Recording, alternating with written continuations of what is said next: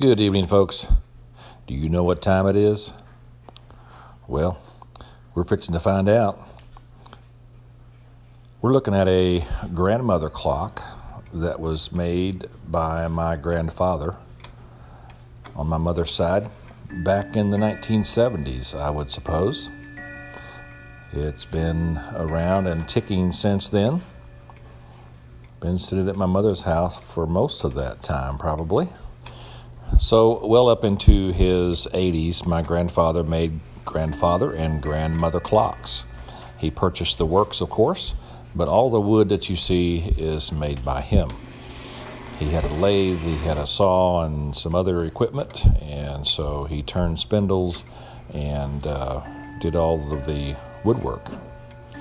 So this clock was given to one of my sisters in the 70s. And she didn't have a place for it all these years. So I offered to take it, put it in my house, and keep it for her children if they ever wanted it. It's definitely a family heirloom, one of many. I don't know how many father clocks, grandmother clocks that my granddad made, but he made a bunch. He had 6 daughters and 1 son. And every daughter, as far as I know, got a clock. And many of the granddaughters and grandsons got a clock as well. So, let's take a look at this.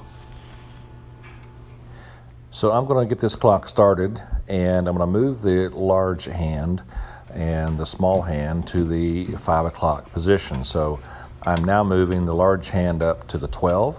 The small hand is on the 5.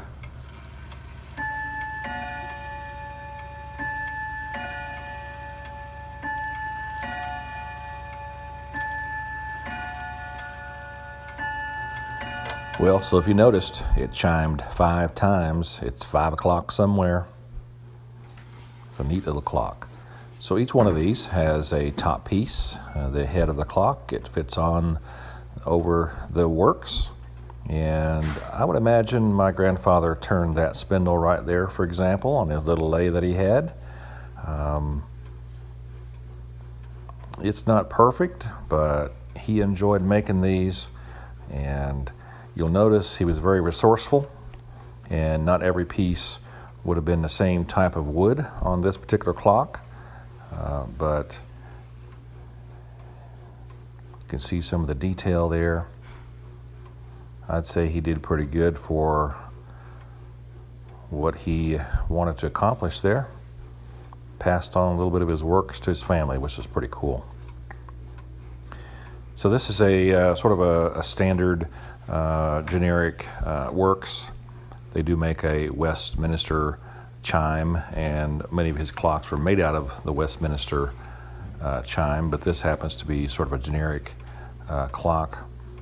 There's the wind mechanisms. You take a little key and turn the shafts there, and it winds the clock, winds the works, and winds the chimes.